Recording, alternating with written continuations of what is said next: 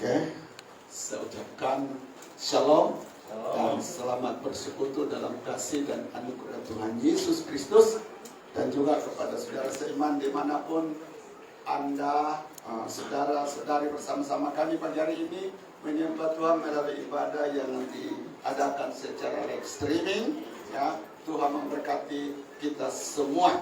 Oke, puji nama Tuhan. Dan pagi hari ini kita bersuka cita karena ada anak yang kita kasihi. 6 tahun yang lalu kita berpisah, ya, dan waktu dia datang pada tahulah apa 6 tahun yang lalu tidak mau sudah balik, ya. Namun hari ini dipersekutukan kita kembali bersama-sama Tuhan untuk menyembah dan memuliakan nama Tuhan. Jadi kami ucapkan selamat datang kepada Juwita. Coba beri tepuk tangan Tuhan. Puji Tuhan. Dan saya melihat bahwa anak tersebut tetap mengasihi Tuhan walaupun sudah di luar Malaysia. Nah, puji Tuhan, berkat-berkat Tuhan mengalir atas hidupnya, di mana hari ini dia sudah selesai di tingkatan itu bahasa Malaysia, kalau Indonesia SMA, sekolah menengah atas, dan saat ini masuk di university. Nah, puji nama Tuhan, ini tidak terjadi secara kebetulan, tapi itulah bukti janji Tuhan kepada keluarga Bapak Lius bahwa orang yang setia beribadah hidupnya diberkati Tuhan di dalam segala hal. Jadi puji nama Tuhan, ketika kita setia kepada Tuhan berarti saudara dan saya menabur kebaikan. Dan firman Tuhan berkata, setiap yang kita tabur kita akan tuai. Menabur dalam kebaikan akan menuai dalam kebaikan. Menabur dalam kejahatan akan menuai dalam kebinasaan. Demikian kata firman Tuhan. Nah, puji nama Tuhan. Firman Tuhan yang saya bawakan pagi hari ini, saudara, masih dalam firman yang dihotbahkan oleh Tuhan Yesus Kristus. Oke, puji nama Tuhan, kita sudah selesai dalam ucapan berbahagia. Juga kita sudah selesai dalam firman, yaitu menjadi garam dan terang dunia. Kita masuk pagi hari ini, ya, di bagian yang lain. Kita akan baca firman Tuhan bersama-sama dalam Matius 5 ayat yang ke-20 sampai ayat yang ke-26. Oke? Matius pasal 5 ayat 20 sampai ayat yang ke-26. Saya minta kita membaca ayat ini secara berganti-gantian. Setiap ayat genap adalah tugas saya, ayat 21 adalah tugas jemaat. Oke?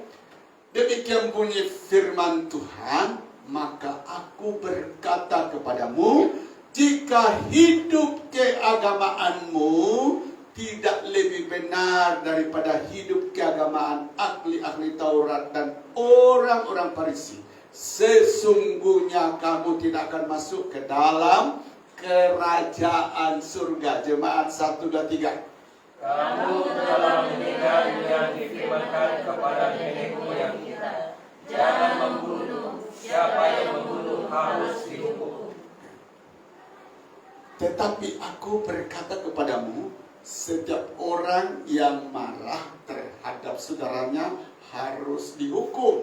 Siapa yang berkata kepada saudaranya kafir harus dihadapkan kepada mahkamah agama, dan siapa yang berkata jahil harus diserahkan ke dalam neraka yang menyala-nyala.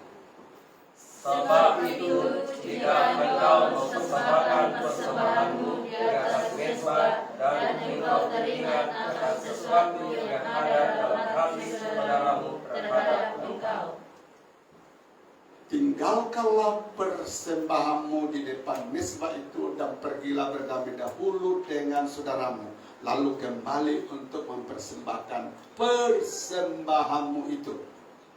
segera berdamai dengan lawanmu selama engkau bersama-sama dengan dia di tengah jalan, supaya lawanmu itu jangan menyerahkan engkau kepada hakim, dan hakim itu menyerahkan engkau kepada pembantunya, dan engkau dilemparkan ke dalam penjara. Aku berkata kepadamu, sesungguhnya engkau tidak akan keluar dari sana sebelum engkau membayar hutangmu sampai lunas. Nah, saudara yang dikasihi Tuhan Yesus Kristus, pada ayat yang ke-20 dikatakan firman Tuhan tadi bahwa hidup keagamaan kita harus melebihi hidup keagamaan orang-orang Farisi dan ahli Taurat. Sebab jika katakan firman Allah tidak demikian, kita tidak akan masuk ke dalam kerajaan surga. Jadi cara hidup orang Farisi dan ahli Taurat, saudara, harus kita berbeda. Kita harus lebih dari cara hidup mereka, khususnya dalam hubungannya dengan Tuhan. Nah, pertanyaannya saudara, kalau kita melihat orang Farisi itu sangat ketat di dalam menjalankan hukum Taurat. Setiap minggu berpuasa berapa kali? 2 kali, saudara. Mereka setia memberi perpuluhan dan lain sebagainya. Nah, kalau jemaat di sini kita adakan doa puasa pada setiap hari Sabtu. Berapa yang mengikutinya? Puji nama Tuhan. Berapa yang mengikutinya? Jawab sendiri.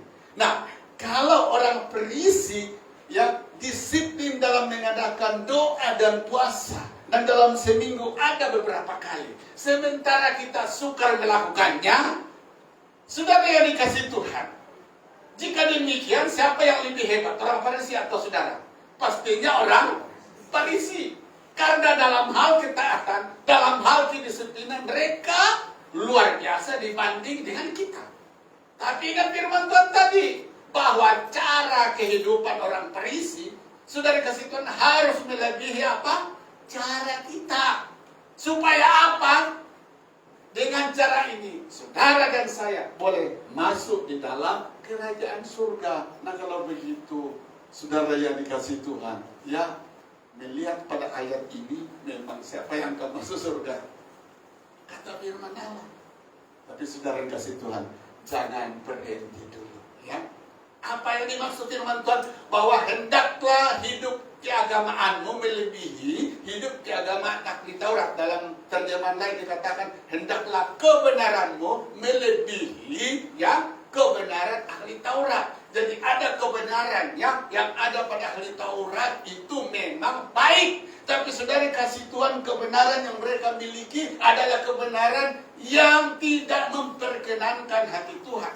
Nah, kebenaran yang memperkenankan hati Tuhan adalah kebenaran yang harus dilakukan oleh orang-orang percaya di dalam nama Tuhan Yesus Kristus. Nah, puji nama Tuhan. Tahukah saudara bahwa kita sebagai orang yang percaya kepada Kristus dianggap Tuhan orang benar? Amin. Jadi kalau saudara dan saya adalah orang benar di mata Tuhan, otomatis kita harus melakukan hal-hal yang benar. Dan firman Tuhan berkata, kita berbahagia sebagai orang-orang percaya di perjanjian baru. Karena apa dikatakan firman Allah? Tuhan sudah menaruh Roh Kudus di dalam hidup kita, dan melalui Roh Kudusnya itu dikatakan firman Allah, itulah yang memampukan kita melakukan kehendak Tuhan. Berbeda dengan ahli Taurat, saudara, mereka melakukan hukum Tuhan itu dengan kedagingan mereka. Dan firman Tuhan berkata dalam Roma, mereka memang kelihatannya melakukan firman Allah, hukum Taurat, tapi saudara tidak sempurna. Nah, firman Tuhan berkata di dalam Yakobus bahwa jika satu firman Tuhan tidak dilaksanakan, sementara 9 yang dilakukan, maka itu sama saja kosong, tidak ada artinya. Jadi puji nama Tuhan, kita berbahagia orang-orang percaya di dalam Yesus Kristus. Karena apa? Di dalam Yesus Kristus, saudara, kesempurnaan melakukan hukum Tuhan itu tidak akan pernah terjadi dalam hidup kita. Tapi tahukah saudara kasih Tuhan, melalui iman dan percaya kita kepada Yesus Kristus, dikatakan kita menjadi orang-orang benar di mata Tuhan. Jadi kembali tadi Tuhan, apa yang dimaksud saudara? Firman Tuhan di sini, hendaklah keagamaanmu melebihi keagamaan yang dilakukan oleh orang-orang Taurat. Karena apa? Orang Taurat itu, saudara yang dikasihi Tuhan, memahami kebenaran itu memahami kebenaran firman Tuhan itu separuh-separuh. Ya, menaati firman Tuhan itu secara lahiriah, tapi bukan lahir dari hati. Inilah menjadi persoalan di dalam hidup orang-orang Farisi. Kebenaran firman Tuhan yang dia tahu itu, saudara, ya, tidak dilihat ya secara keseluruhan. Akhirnya mereka juga mempraktikkan firman Tuhan itu ya dengan tidak sempurna. Namun dalam ketidaksempurnaan mempraktikkan hukum Taurat, mereka berkata, aku hebat dari yang lain. Tuhan katakan, kamu sombong rohani. Nah, mari kita melihat ada bagian di sini, saudara yang kasih Tuhan, di mana orang Farisi ya memandangnya bahwa mereka sudah benar karena melakukan ini. Tapi firman Tuhan berkata, ya, belum, karena apa yang kamu pahami lebih daripada apa yang Tuhan mau. Mari kita lihat itu. Oke. Saudara, di ayat yang ke 21. Kita akan melihat ayat ini. Kamu telah mendengar yang difirmankan kepada nenek moyang kita, jangan membunuh. Siapa yang membunuh harus dihukum. Nah, di dalam 10 perintah Tuhan, saudara, Keluaran 20 ayat 3 kasih katakan jangan membunuh. Jadi ini sudah menjadi hafalan ahli Taurat dan orang Farisi bahwa membunuh itu dilarang Tuhan, dan betul-betul mereka tidak melakukannya. Tapi saudara yang dikasih Tuhan, di dalam perjanjian baru, walaupun mereka tahu bahwa membunuh itu tidak boleh, tapi pembunuhan yang kejam yang pernah dia lakukan, dilakukan kepada apa? Pribadi Yesus Kristus. Jadi itulah yang dimaksud firman Allah. Mereka mengetahui firman Allah itu melalui otak mereka. Tapi saudara kasih Tuhan, di dalam mengamalkan kebenaran firman Tuhan itu melalui hidupnya, ini yang jadi masalah. Karena mereka melakukan firman itu separuh-paruh, tidak seperti yang Tuhan mau. Dan kenapa ini terjadi? Sebab apa? Mereka memandang hukum Tuhan itu, melihat hukum Tuhan itu separuh-paruh. Jadi setiap yang kita lihat, yang kita tahu separuh-paruh, maka kita juga akan buat separuh-paruh. Nah, apa yang saya maksud di sini? Nah, saudara kasih Tuhan, di dalam hal dikatakan membunuh, orang Farisi memahami itu bahwa membunuh itu hanya membunuh secara fisik. Artinya apa? Menghabisi nyawa orang. Nah, bagi orang Farisi inilah yang disebut membunuh dan harus dijauhi. Tapi saudara kasih Tuhan, mari kita lihat dalam Alkitab pagi hari ini. Ternyata membunuh itu bukan sekedar pembunuhan secara fisik atau menghabiskan nyawa seseorang, tapi membunuh itu juga, saudara, boleh terjadi ya di dalam hal-hal rohani, saat kita menghancurkan karakter seseorang, saat kita menghancurkan masa depan seseorang, saat kita menghancurkan hal-hal yang baik di dalam diri seseorang, itu juga disebut pembunuhan. Tapi orang Farisi tidak melihat hal ini. Nah, sebenarnya saudara, pembunuhan itu ada di dalam hidup mereka tanpa sadari. Sebab apa? Dikatakan dalam firman Allah, mereka memfitnah. Mereka memfitnah Yesus itu, menjelek-jelekkan. Fitnah itu, saudara yang kasih itu, artinya sesuatu yang dituduhkan kepada seseorang tanpa orang itu melakukannya. Jadi dia telah membunuh karakter Yesus. Dia telah membunuh pribadi Yesus yang dikatakan Alkitab dalam Ibrani, dia adalah manusia yang sempurna, ya.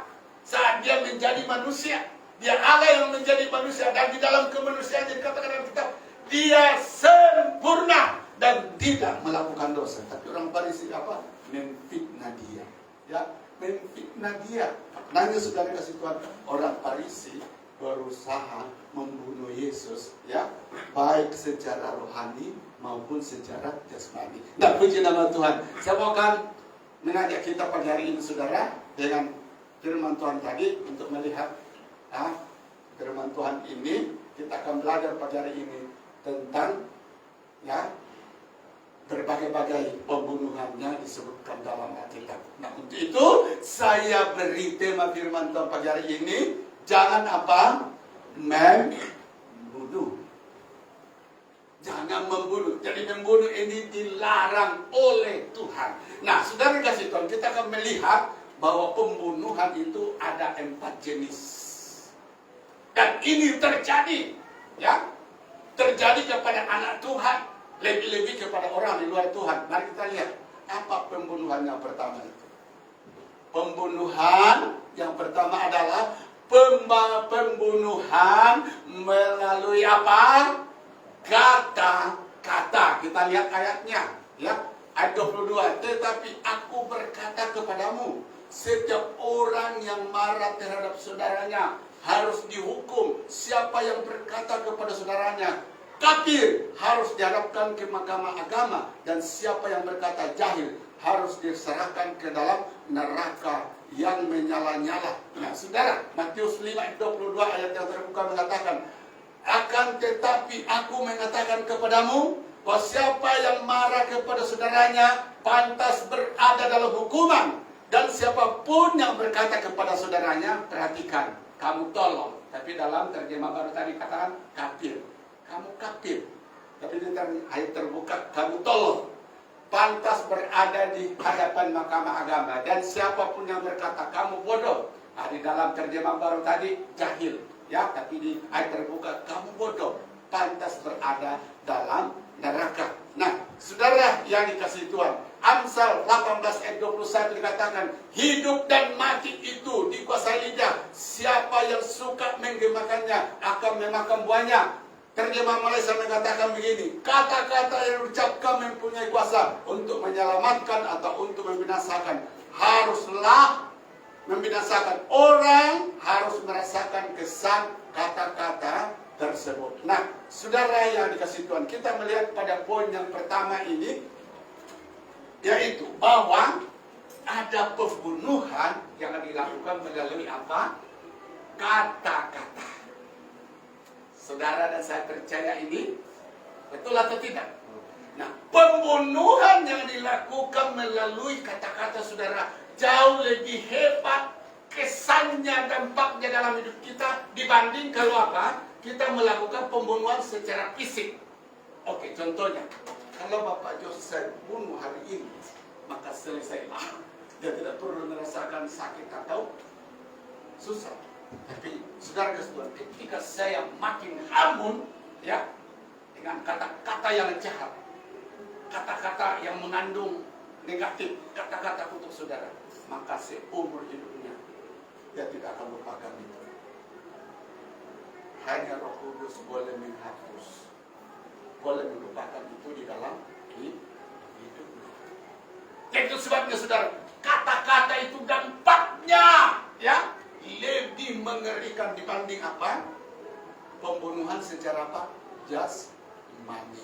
Nah, itu sebabnya dikatakan dalam Amsal tadi dikatakan, saudara yang kasih Tuhan, kata-kata kita itu, ya, akan membawa kutuk atau membawa berkat. Siapa yang suka akan menerima akibatnya. Jadi puji nama Tuhan Yesus Kristus. Hari ini saudara yang kasih Tuhan, inilah yang harus kita pahami, bahwa pembunuhan yang sering tanpa kita sadari, saudara kasih Tuhan, ya itulah ya saat kita mengucapkan kata-kata yang menyakiti seseorang, yang memadamkan semangat seseorang, yang membuat seseorang, saudara kasih Tuhan, berhenti mengikut Tuhan, yang membuat seseorang apa? Tidak ada lagi semangat mengikut Tuhan, yang membuat orang berhenti berusaha dan lain sebagainya. Saudara yang dikasih Tuhan, saya mau cerita bagaimana kata-kata negatif ini boleh membawa kehancuran bagi masa depan seseorang. Ada seorang anak saudara, ya, dia ini anak hamba Tuhan. Saudara, semua saudaranya pandai-pandai. Lalu satu anaknya saudara punya karakter yang tidak bagus. Jadi setiap hari bapaknya, ini pastor, saudara, kamu nakal, kamu bodoh, ya, kamu nakal, kamu bodoh. Saudara kasih Tuhan, setiap hari dia kata-katakan sama anaknya tersebut. Anak itu membesar dengan kata-kata demikian. Satu ketika saudara, ketika anak ini sudah besar, dia pilih curi duit bapaknya. Dia melakukan segala yang jahat. Bapaknya menangis, dikasih Tuhan bersama-sama. Kenapa Tuhan kamu bikin malu kami? Ya, lain anak kami baik-baik, tapi kenapa satu ini tidak baik? Tuhan mempermalukan kami. Saya yang berdiri di hadapan tiap minggu, tiap hari, berbicara, ya, mengajar, membentuk, ya, supaya anak-anak jemaat menjadi orang-orang baik dan semua baik-baik. Tapi kenapa ini terjadi? Saudara, Tuhan berkata dalam hatinya, ingat beberapa tahun yang lalu apa yang kamu ucapkan kepada anakmu, bodoh, nakal, bodoh, nakal. Saudara, karena anak itu betul-betul jadi bodoh, dikeluarkan dari sekolah. Enggak ada pergi curi duit orang banyak. Nah, waktu Roh Kudus kasihkan sang ibu daripada anak tersebut, saudara, dia menangis dan dia peluk anak itu. Dia lepaskan, dia putuskan kata-kata buruk yang sudah dia lemparkan, yang dia sudah ucapkan kepada anak-anaknya tersebut. Dan saudara yang dikasih Tuhan, tiba-tiba anak ini diubah oleh Tuhan. Ingat di dalam Yakobus, kata-kata orang percaya itu boleh mendatangkan kutuk dan juga boleh mendatangkan berkat. Ingat saudara, ketika di Esau, ya, di saat terakhir dia mau mati, dia memberkati dua orang ini, yaitu Esau dan Yakub. Ya, Ishak bukan. Ishak mempunyai dua anak saudara, ya, yaitu Esau dan Yakub. Menjelang akhir matinya, Yakub memanggil kedua orang ini dan dia berkati Yakub dengan kata-kata yang baik. Saudara kasih Tuhan. Tapi kepada Esau, saudara kasih Tuhan. Karena apa? Dia merengek-rengek, dia bersungut-sungut. Ini saja akan berkat yang saya dapat. Tidak mengucap syukur. Padahal itu terjadi, wajar itu terjadi. Karena apa? Dia telah mengabaikan hak kesulungan. Dia telah mempermainkan hal-hal yang dari Tuhan, saudara kasih Tuhan. Akhirnya Ishak berkata, terkutuklah engkau. Dan betul-betul itu terjadi dalam dua anaknya. Esau, saudara kasih Tuhan, keturunan Esau itu menghadapi masalah. Keturunan Yakub itu diberkati Tuhan. Nah, itulah sebabnya saya katakan hari ini saudara kasih Tuhan, sebagai orang-orang percaya, mari kita berhati-hati dengan kata-kata kita. Sebab kata-kata negatif tanpa disadari itu adalah pembunuhan yang saudara yang dikasih Tuhan di kemudian hari dampaknya sesuatu yang mengerikan. Nah, coba kita lihat ini, saudara. Ada satu penelitian daripada seorang saintis Jepun, namanya Masaru Emoto. Saudara, ya, Masaru Emoto dia buat kajian begini, dan sesudah dia buat kajian dia tulis dalam sebuah majalah. Saudara kasih Tuhan. Orang ini sedang membuat dua kajian, saudara. Dia ambil dua botol, dan di dalam dua botol ini, saudara kasih Tuhan, dia ambil nasi yang sudah masak. Jadi berasnya sama, dimasaknya dalam waktu yang sama, ditaruh di dalam botol yang berbeda. Jadi saudara kasih Tuhan, nasi ini ditaruh di dalam botol yang satu, kemudian botol yang satu juga diisi oleh nasi tersebut. Nah, apa yang terjadi saudara? Pada botol yang satu, ditulisi kata-kata seperti ini, kata-kata positif. Kamu cantik, kamu kaya, kamu pandai, kamu rajin, kamu hebat, kamu muda, aku cinta padamu, I love you. Kan? Sekali-kali bahasa Inggris. Tapi lo mungkin ketawa salah ucapannya, Pastor. Oke. Ya.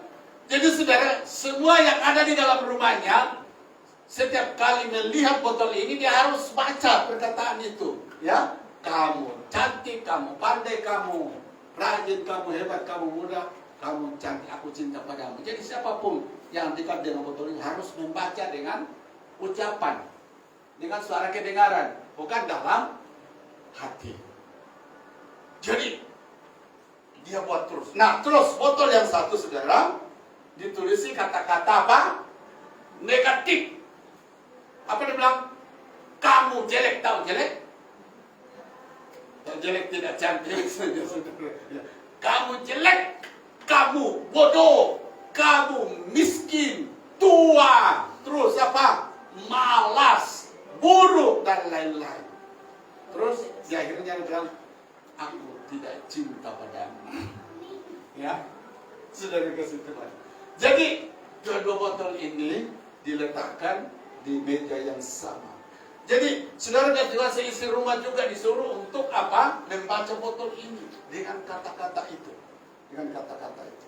Nah, apa yang terjadi saudara? Dalam beberapa hari, ini Masaru Emoto dia lihat.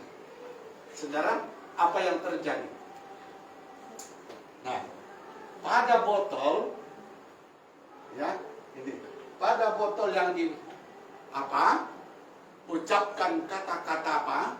Positif. Dia tetap baik, saudara. Dia boleh membusuk tapi lama. Ya. Jadi botol yang diucapkan kata-kata positif setiap hari, saudara kasih Tuhan, botol itu di mana nasi di dalamnya tidak cepat basi, tak basi kan? Memburuk, saudara. Warnanya masih tetap baik, masih tetap indah. Terus kemudian dia berpindah kepada botol yang satu, saudara, ya, di mana botol ini setiap hari diucapkan kata-kata apa? Negatif. Ngeri, saudara. Apa yang terjadi? Dia lihat nasi di dalam botol yang satu ini apa? Mulai hitam. Dia lihat nasi di dalam botol yang satu mulai hitam, mengerikan hitamnya. Dan kemudian jadi buruk. Dalam beberapa masa jadi buruk, jadi busuk, saudara. Lalu Emoto membuat kesimpulan, ternyata kata-kata kita itu punya kuasa. Nah, tahukah saudara kasih Tuhan, dia bukan orang Kristen. Saya dengar kemudian ini benar atau dalam internet, saudara. Kemudian dia menjadi pengikut Muslim. Tapi dalam kajiannya, saudara, kita melihat bahwa apa yang dikatakan Alkitab beribu-ribu tahun yang lalu, saudara, yang dikasih Tuhan sangat benar dan benar. Kata-kata itu boleh mencipta hal yang buruk dan boleh mencipta hal yang baik. Jadi, saudara kasih Tuhan, melalui penelitian ini dikokohkan, dibuktikan bahwa ucapan-ucapan kita itu, saudara kasih Tuhan, ada dampaknya, ada kesannya kepada seseorang. Ketika berkata-kata positif, saudara, lambat atau cepat, ya, maka kita akan melihat hal-hal yang positif. Tapi ketika kita berkata-kata negatif, maka lambat atau cepat, saudara, kecuali saudara banyak berdoa, itu akan menghalang, ya, hasil-hasil daripada ucapan-ucapan negatif terjadi di dalam hidup kita.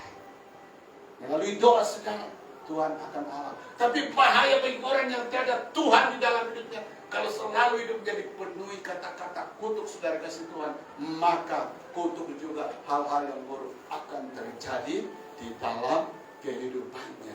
Dan itulah sebabnya, saudara kasih Tuhan, Tuhan berkata, satu ketika saat kita menghadap Tuhan akan mempertanggungjawabkan kata-kata kita. Jadi mulai hari ini, apapun keadaan saudara yang dikasih Tuhan, apapun situasi saudara yang dikasih Tuhan, tetap apa? Mengucap syukur sama Tuhan. Amin. Itulah yang menutup keluarnya kata-kata apa? Negatif dari mulut kita. Semalam saya dengar daripada Ibu Elin, ya, bahwa beberapa malam yang lalu Ibu LC sudah dikasih Tuhan, nantilah minta ceritanya. Tiba-tiba dia usahakan sesuatu, kemudian karena mungkin orang melihat hasilnya dicemburui. Kemudian Ibu LC karena dicemburi orang, dia melapor begini-begini dan seterusnya. Sudah kasih Tuhan, Ibu LC sepertinya digeser tempatnya. Nah, dalam situasi begini, senang sekali setan berkata di telinga Pak Ibu LC, alamak, memang kau bodoh, memang kau tidak berhikmat, ya tidak pandai bergaul, tidak tahu keadaan, tidak tahu situasi, rasakan. Nah, apa terjadi?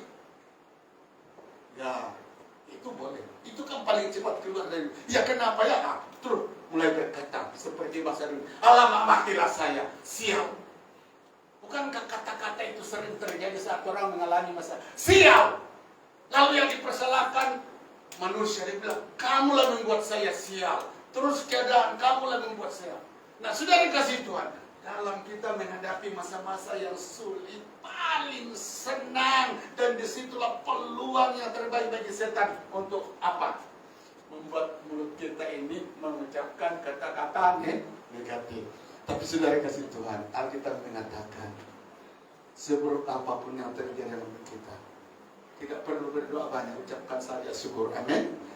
Dengan mengucap syukur, saudara kasih Tuhan, kita telah menghalang bisikan-bisikan dari setan yang dia masukkan dalam jiwa kita ucapkan di mulut kita. Nah, ada seorang hamba Tuhan, saudara, ya, dia punya ibu bapak orang yang kasih Tuhan. Tapi kadang-kadang juga hamba Tuhan itu saudara kasih Tuhan, ya, kehabisan namanya kebutuhan. Jadi saat dia sudah tidak ada beras, tidak ada apa-apa, saudara kasih Tuhan, dua godaan terjadi dalam hidupnya. Apakah mulai di luar itu bersebut-sebut, di mana engkau Tuhan? Ataukah dia harus memuji Tuhan? Nah, ibu ini saudara kasih Tuhan, saat dia melihat sudah tidak ada beras, sudah tidak ada apa-apa, apa yang dia melihat? Dia mulai nyanyikan kata-kata pujian yang mengandung saudara kasih Tuhan pengharapan dari kedekatan.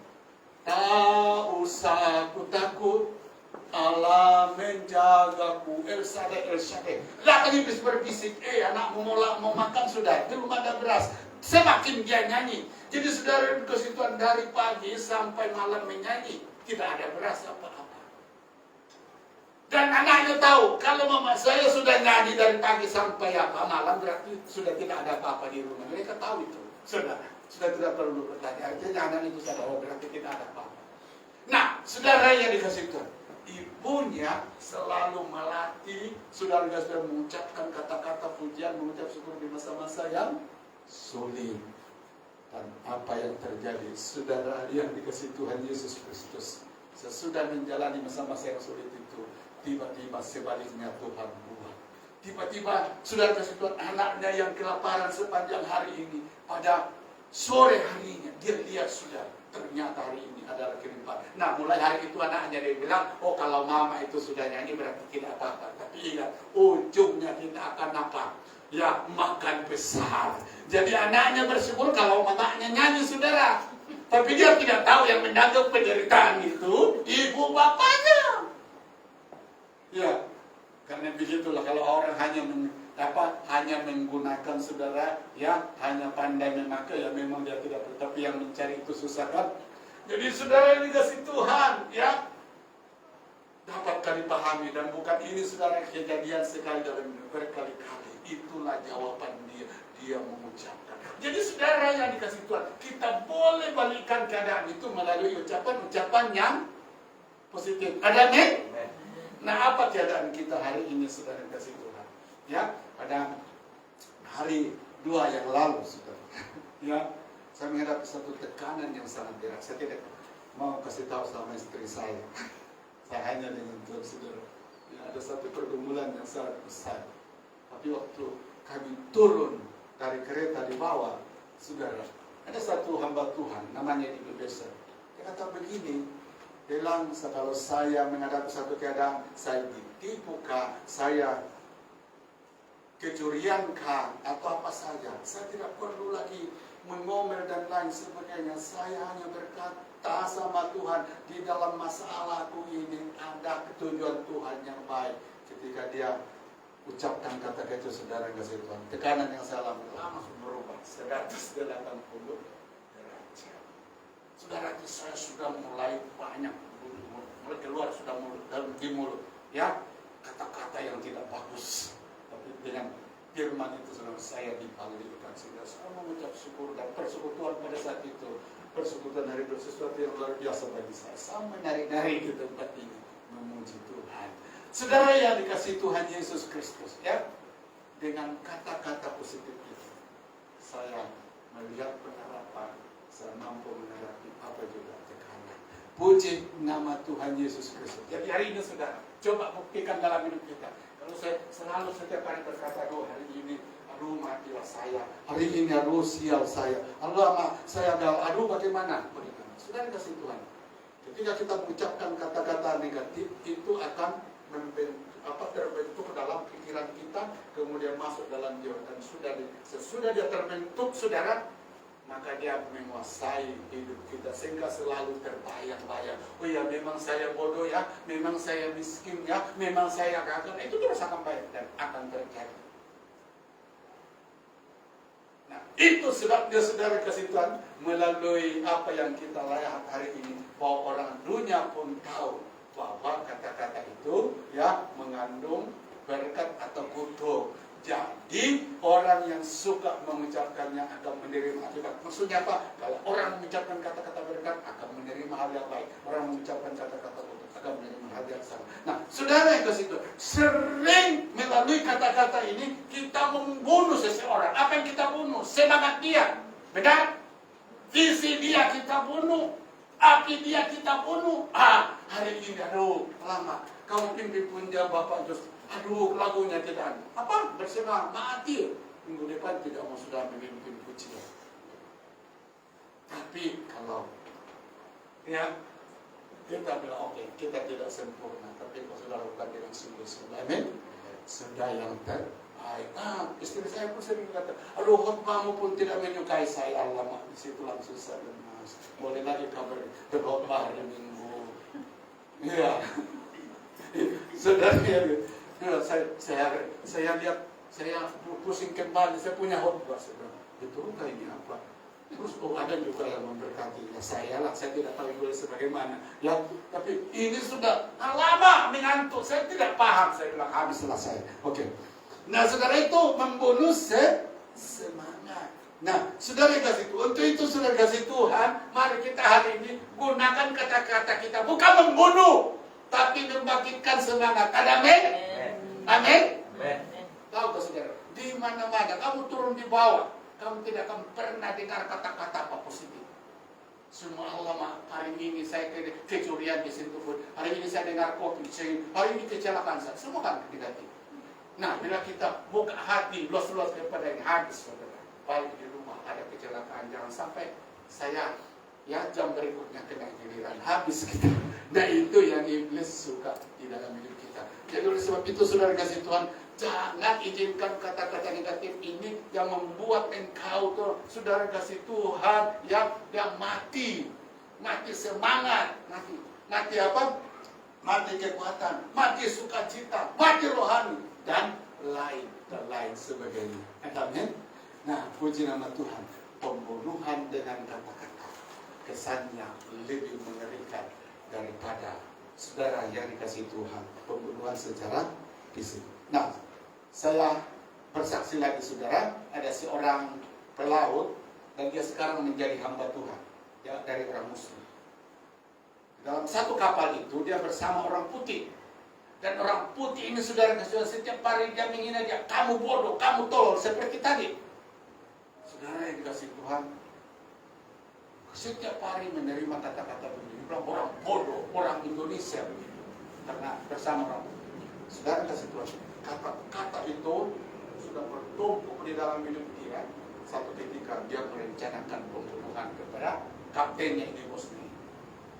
Sudah rencanakan, dia siapkan pisau apa semua, dan betul-betul saudara, saat bosnya itu lagi relate, tiba-tiba didatangi dari belakang, dihabisi dalam sekejap.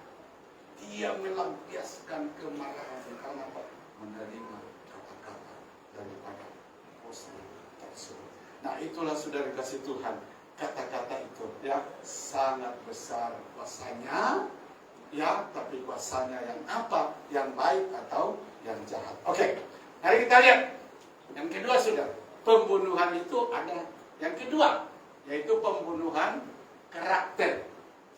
Jadi bukan saja membunuh dengan kata-kata, tapi ada pembunuhan yang kedua, yang saudara yang dikasih Tuhan, dikatakan firman Allah, jangan ini terjadi dalam hidup kita, jangan membunuh. Nah, ada yang kedua, apa itu? Pembunuhan karakter. Apa itu pembunuhan karakter? Sebelum kita jelaskan, kita lihat ayatnya dulu. segala kepahitan, kegeraman, kemarahan, pertikaian, dan fitnah. Fitnah, yang saya tekankan, hendaklah dibuang dari antara kamu.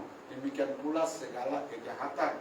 Terus ketahuilah bahwa pada hari-hari terakhir akan datang masa yang sukar. Manusia akan mencintai dirinya sendiri dan menjadi hamba uang. Mereka akan membual dan menyombongkan diri. Mereka akan menjadi apa? Pemfitnah. Mereka akan berontak terhadap orang tua dan tidak tahu berterima kasih, tidak memperdulikan agama. Nah, ada pembunuhan yang kedua, saudara, yang harus dijauhi orang-orang Kristen, yaitu pembunuhan, ya, karakter seseorang. Tak karakter saudara kasih Tuhan, karakter itu artinya sifat baik. Pembunuhan karakter itu adalah ketika saudara orang itu kita jatuhkan nama baiknya, kita jatuhkan kehebatan-kehebatan yang ada di dalam hidupnya. Dan ini sering terjadi kalau lagi orang mengadakan pilihan raya. Betul atau tidak, saudara? Ya, kalau saya sedang bertanding dengan Mr. Lo, dia dari partai apa? UMNO. Saya dari apa? Partai apa? Partainya Sabiakdal. Apa namanya? Warisan. Nah, Mr. Lo, UMNO, saya warisan. Nah, dua-dua ini bertanding. Nanti ada di antara kami ingin mau kalah. Adakah mau kalah? Kalau tahu mau kalah, tak payahlah bertanding. Jadi ini menang. Nah, bagaimana saya mau kalahkan dia? Saya akan bunuh dia punya karakter. Apa? Contohnya, Mr. Lo, ya, kalau dia ahli politik. Sebelum pilihan raya, dia rajin membantu masyarakat yang ada masalah, ya, yang kekurangan, yang menghadapi, ya, banyak kesulitan. Dia ada di sana selalu. Ya. Sementara saya hanya muncul pada masa pilihan raya. Nah, saudara kasih Tuhan, saya lihat bahwa melihat kepada budi baik, kepada apa? Perkara-perkara kebaikan yang dialami oleh orang lain, pasti itu akan menarik pengundi. Sementara saya ini, ya, tidak buat apa, hanya muncul pada masa pilihan raya. Tapi saya tidak akan berhenti berjuang. Bagaimana nih? Mulai saya pasang apa? Saya buat bini besar. Tulis di sana ada rupa Mr. Lo. Tahukah ini Mr. Lo? Kamu tahu dia begini. Saya akan tulis sampai apa? Penuh papan itu, saudara. Setiap orang lihat, saya tahu ini orang suka membantu baik di masyarakat. Tapi tengok begini banyak kejahatan dia. Nah, mulai hati orang itu, pikiran orang itu dipengaruhi. Saudara kasih saudara. Dan kemudian di sebelahnya saya pasang gambar saya. Lihatlah kalau kau pilih ini memang orang baik, orang hebat dan lain sebagainya. Nah, dari dua gambar ini saudara kasih Tuhan, ya, dua bene ini pasti mempengaruhi saudara atau tidak? Pasti mempengaruhi. Ini, ya. Tapi kalau yang berpikiran sehat, dia bilang ini kami sudah alami, ini yang satu baru muncul, ya, tapi dia memberikan kebaikan-kebaikan. Jadi, saudara dikasih Tuhan, saya berusaha membunuh kebaikan-kebaikan yang ada di dalam hidupnya melalui kata-kata fitnah. Seperti yang dikatakan firman Tuhan tadi. Saya coba mendirikan supaya apa? Pikiran orang mulai terbenar, ternyata. Ya. Padahal memang nyatanya dia baik. Saya yang tidak baik, saudara dikasih Tuhan. Tapi untuk membunuh dia dari orang baik menjadi orang, saya melakukan kata-kata fitnah. Tahu saudara kasih Tuhan, ya, presiden yang terhebat di Indonesia hari ini, selama, ya, Indonesia berdiri sebagai sebuah negara, beberapa sudah presiden. Tapi saudara kasih Tuhan, presiden yang diakui oleh dunia hari ini dan memberkati banyak orang, presiden apa? Jokowi. Tapi tahu saudara kasih Tuhan, tidak ada presiden yang sehebat dia, saudara, sehebat dia. Setiap hari di demonstrasi, tahu, difitnah dengan kata-kata yang menyakitkan. Syukur presiden ini, saudara kasih Tuhan, dia pakai prinsip Alkitab.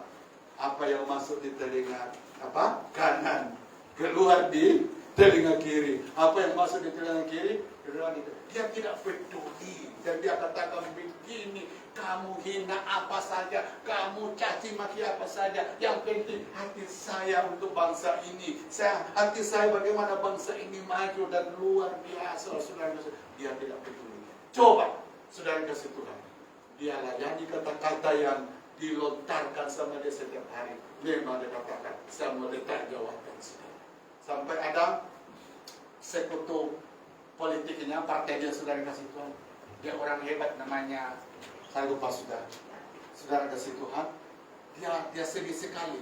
Dia bilang, mana ada presiden seperti ini, bekerja keras, jujur bagi rakyat, tapi mengalami penghinaan yang luar biasa. Dan dia bilang, jika dia turun jadi presiden, saya akan juga berhenti, ya, resign dari politik. Saudara yang kasih Tuhan, luar biasa hidup orang ini. Tapi banyak orang mau membunuh apa? Ya, karakter orang ini. Dia mau merusakkan nama baik, merusakkan prestasi karena kebencian, karena iri dan lain sebagainya. Nah, bukankah hal-hal ini kita temukan di mana? Betul? Saudara, nanti kalau Tuhan sudah promosikan, saudara menjadi orang yang diberkati Tuhan, diangkat Tuhan, saudara siap menghadapi namanya pembunuhan karakter. Amin. Itu akan terjadi yang kita. Tapi saudara kasih Tuhan, prinsip kita sekarang, biar orang jelekkan saya, tapi saya tidak akan melakukan yang sama. Saya akan memberkati. Amin. Itu yang dikatakan, berkatilah orang-orang yang memfitnah kamu, yang memusuhikan. Satu ketika saudara akan diangkatkan, tengoklah, tiba-tiba kawan jadi musuh, orang yang dekat jadi Yudas, jadi pengkhianat, dan lain sebagainya. Semua ini karena apa? Di dalam hidupnya ada kebencian, dan kebencian itu melahirkan pembunuhan karakter. Jadi saudara yang dikasih Tuhan, menjelek-jelekkan itu adalah membunuh karakter seseorang. Dijauhkan Tuhan dari hidup kita. Amin. Ya, kapan saja kita mulai memfitnah, menjelekkan, maka itu sudah pembunuhan, ya, yang mengerikan. Mari kita lihat saudara. Lihat yang ketiga, ada pembunuhan. Yang ketiga apa itu saudara? Pembunuhan yang pertama, pembunuhan melalui kata-kata, pembunuhan melalui karakter, yaitu memfitnah seseorang. Yang ketiga saudara, ada pembunuhan, ya, yang dilakukan melalui apa? Kebencian. Apa kata firman Allah? 1 Yohanes 3:15. Mari kita baca bersama-sama saudara. Setiap orang yang membenci saudaranya adalah seorang pembunuh manusia. Dan kamu tahu bahwa tidak ada seorang pembunuh yang tetap memiliki hidup kekal di dalam dirinya. Jadi ada pembunuhan saudara dilakukan, ya, tanpa kita sadari saat kita mulai menaruh benci kepada saudara kita. Saudara kita di sini ada dua, saudara seiman, dan yang kedua saudara secara darah daging.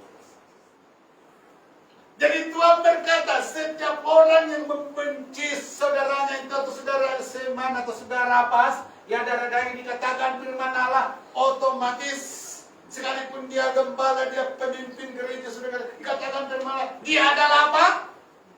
Pembunuh. Kebencian. Nah, tahukah saudara sekalian, dalam ilmu kuasa kegelapan, kenapa dikatakan bahwa membenci ini adalah pembunuhan? Saudara kasih Tuhan, manusia itu dikatakan dalam Tesalonika, kita ini makhluk roh, ya. Jadi hidup manusia itu dibangun dari 3 unsur, yaitu roh, jiwa, dan tubuh. Jadi misalnya begini saudara, kalau saya membenci siapa? Ibu Else, saudara, maka itu roh saya akan diambil iblis untuk melakukan kejahatan kepada orang tersebut, kepada Ibu Else. Contohnya, kalau saya membenci Ibu Else, maka itu roh jahat akan pengaruhi roh saya, kemudian Ibu Else, ya, akan mengalami kecelakaan. Mungkin apa, kecelakaan di tengah jalan, atau mungkin jatuh dan lain sebagainya.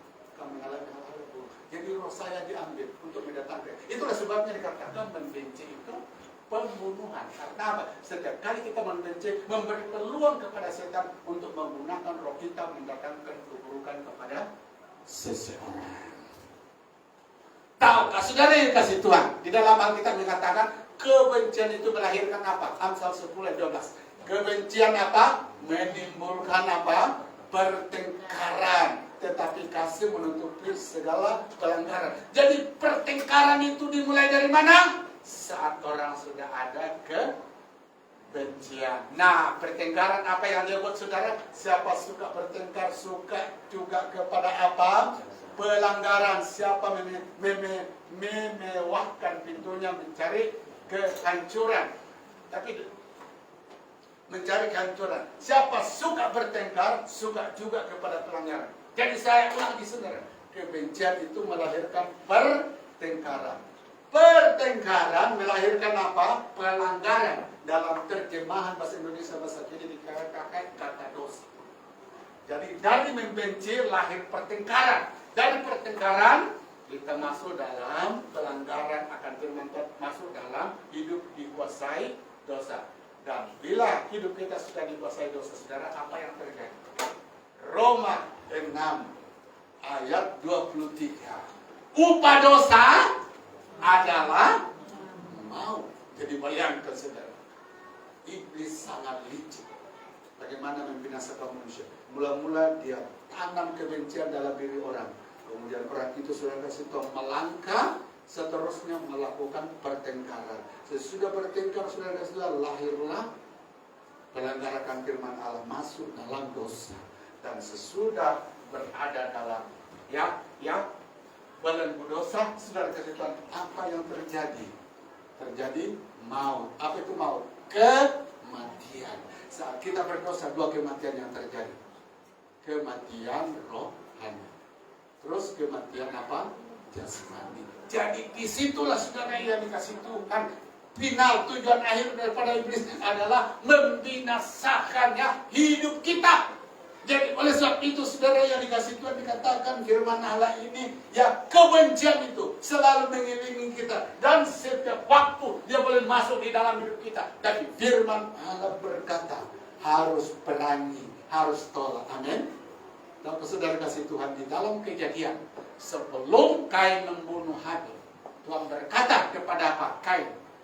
Kain, dosa sudah dibintik di depan kamu, tapi kamu harus berpuasa. Artinya kamu harus menolaknya. Tapi dasar Kain, saudara kasih Tuhan, sudah dikuasai ini. Ya, buka pintu kepada apa? Hal itu maka iblis masuk dan dia melakukan pembunuhan. Jadi puji nama Tuhan Yesus Kristus. Ada banyak cara Tuhan untuk menghalang kita. Supaya apa? Jangan sampai ini masuk dalam hidup kita. Ada kan? Tapi saudara kasih Tuhan, ketika kita mengizinkan kebencian, berarti kita sedang memberi hidup kita kepada sampah. Betul atau tidak? Saudara, apa yang boleh dihasilkan dengan sampah? Hanya hal-hal yang buruk, hanya hal-hal yang tidak baik. Sebab itu saudara kasih Tuhan, dikatakan firman Allah, biarlah hidupmu dipimpin oleh Roh Kudus. Jadi pembunuhan secara, ya, saudara kasih Tuhan, rohani ini yang ketiga, yaitu pembunuhan untuk apa? Ya, saat kita hidup dalam kebencian. Mari kita lihat yang terakhir, saudara. Apa itu? Pembunuhan secara jasmani. Dan ini saya kira tidak terjadi di tempat kita, tapi ini yang sedang menguasai dunia hari ini. Keluaran 20:13 katakan, jangan apa? Membunuh. Tahu hari ini saudara? Siapa yang suka lihat berita saudara? Ya, masing-masing kita punya handphone hari ini dan punya pilihan masing-masing. Ada yang ya kesukaannya tiap hari tengok apa? Game. Ada kesukaannya dengar puji-pujian. Ada kesukaannya lihat firman Allah. Ada kesukaannya saudara mendengar khotbah-khotbah firman Tuhan yang dikhotbahkan oleh berbagai-bagai hamba Tuhan. Nah, itu adalah pilihan-pilihan yang kita buat dalam hidup kita. Tapi pilihan kita itu sudah dari Tuhan dikatakan yang akan menerima akibatnya baik atau buruk. Ketika memilih yang baik, hal yang baik kita akan alami dan sebaliknya. Jadi dikatakan saudara kasih Tuhan bahwa dunia hari ini kita lihat, dan itu dikatakan firman Allah di dalam Yang Matius 24, pada akhir zaman dikatakan orang akan menyerahkan satu dengan yang lain untuk apa? Dibunuh. Saudara kasih Tuhan, untuk mengalami kekerasan. Orang tua akan menyerahkan anak dan anak akan menyerahkan orang tua. Itu yang akan terjadi hari ini. Dan kita lihat saudara, ya, apa yang terjadi di antara Rusia dan Ukraina hari ini. Terjadi peperangan, dan bila saya lihat di dalam internet saudara kasih Tuhan, manusia yang segambar dicipta, segambar dengan Tuhan saudara, seperti anjing. Saya lihat itu mayat-mayat dimakan oleh anjing saudara. Ya. Tidak ada lagi masa untuk membenahi atau mengumpulkan mayat-mayat tersebut. Karena apa? Di sana busuk, di sini busuk, mengerikan. Baik itu di pihak Rusia maupun di pihak Ukraina, terjadi pembunuhan yang mengerikan. Nyawa manusia sudah tidak ada harga. Tapi saudara yang dikasihi Tuhan Yesus Kristus, mari hari ini Alkitab menyatakan kita berada di masa-masa yang sukar.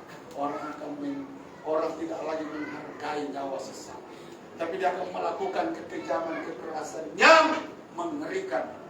Karena apa? Kuasa kegelapan, roh jahat sudah menguasai dunia hari ini. Sudah hilang kasih. Ingat saudara kasih Tuhan, bila kasih Tuhan, ya, Tuhan tidak lagi membimbing, Tuhan lagi kita tidak taati. Kebenaran firman Tuhan kita sepelekan saudara, kita tidak hargai dalam hidup kita, maka kegelapan yang akan ambil kesempatan itu. Tanpa saudara kasih Tuhan, dunia hari ini yang menakutkan. Jangan-jangan sampai pecah perang dunia yang ketiga. Sekarang saudara, di mana-mana terjadi apa? Inflasi. Ya, harga barang naik, tapi nilai duit semakin berkurang. Itu namanya inflasi. Di mana-mana sudah terjadi hari ini. Waktu hari ini kerajaan Malaysia menaikkan gaji berapa? 1.500 gaji apa? Gaji minimum. Betul Bapak Desa. Sudah mulai jalan.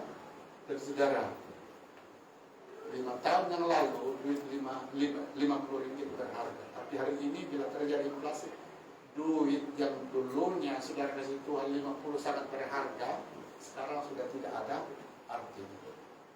Ingat setan tahu senjata untuk saudara kasih Tuhan mencapai visi ini, yaitu mencipta pembunuhan mengerikan di bumi ini, adalah ketika dia merusakkan ekonomi. Itulah atau tidak, saudara? Kalau orang sudah lapar, apapun kejahatan dia boleh melakukan, termasuk yang menganiaya. Dan itu akan terjadi di hari-hari ini. Oleh sebab itu, saudara kasih Tuhan, mari kita semakin dekat dengan Tuhan. Manusia tidak lagi ada kasih terhadap sesama. Dan memang itu dikatakan dalam Matius, manusia akan sedikit kasih. Tidak ada lagi kasih terhadap sesama. Yang ada hanya kebencian. Yang ada adalah pembunuhan yang mengerikan. Ingat saudara kasih Tuhan, pada bagian yang terakhir ini, ya, di mana ke akhir orang yang membunuh itu. Oke? Wahyu 21:8. Tetapi orang-orang penakut, orang-orang yang tidak percaya, orang-orang keji, orang-orang apa? Pembunuh, orang sundal, tukang-tukang sihir, penyembah-penyembah berhala, dan semua pendusta, mereka akan mendapat bagian mereka di dalam lautan yang dinyalakan oleh api dan belerang. Inilah kematian yang kedua. Pada kematian yang terakhir ini, saudara, itu yang sedang terjadi di dunia kita ini. Dan ini terjadi karena orang sudah hilang kasih. Betapa bahayanya kalau Roh Kudus sudah menjauh dari kita, melakukan pembunuhan dianggap yang biasa. Tapi ingat, firman Allah berkata, siapa yang melakukan ini, saudara, akan masuk di dalam lautan api selama-lamanya.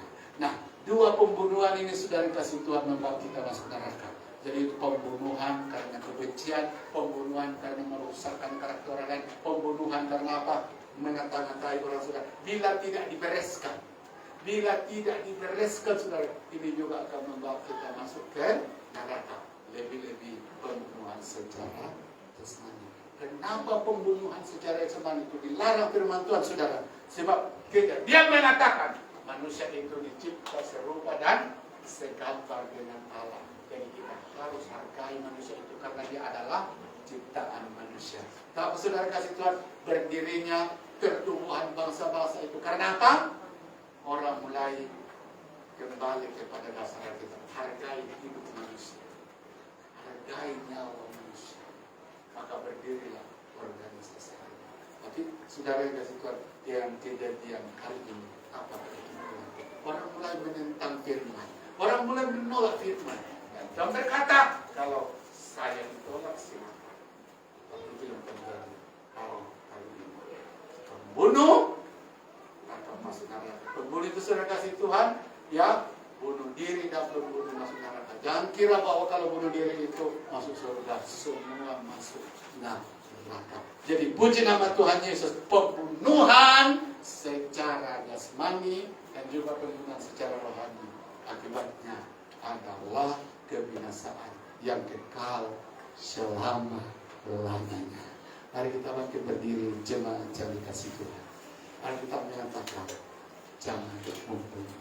Kita tidak membunuh secara jasmani.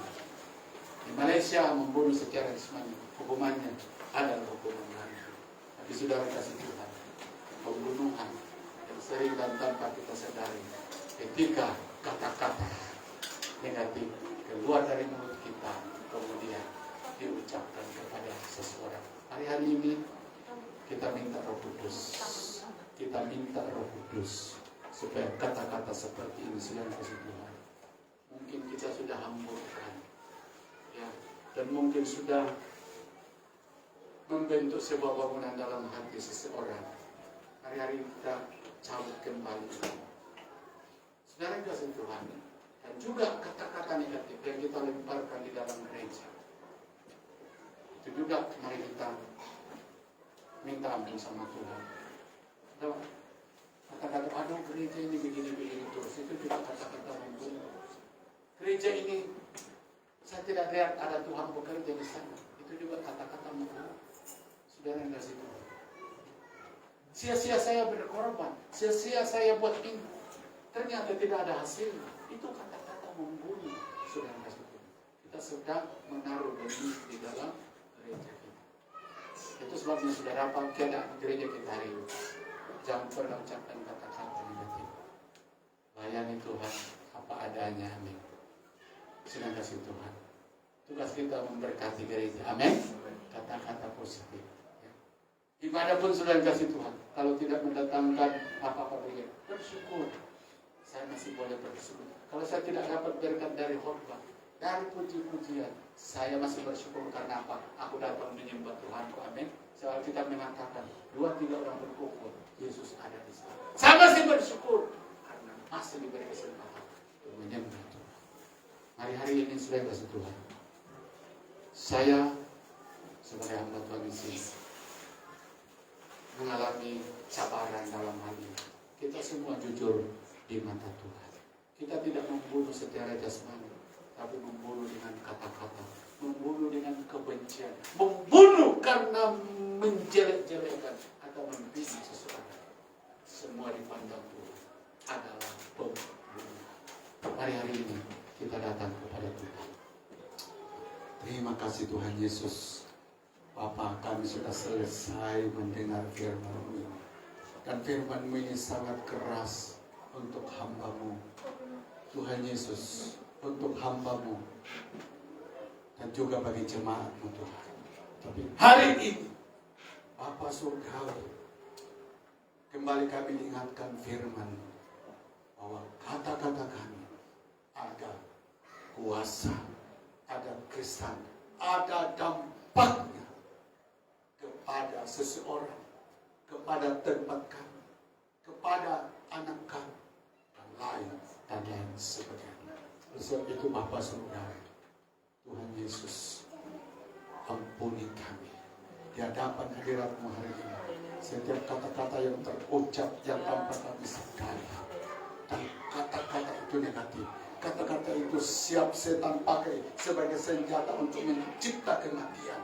Maka Tuhan Yesus Kristus, kami datang di hadapan hadirat-Mu pagi hari ini Minta Tuhan Engkau ampuni kami dan kami jauh itu di dalam nama Tuhan Yesus. Dalam nama Tuhan Yesus. Terima kasih Tuhan. Terima kasih. Mari kita sembah Tuhan.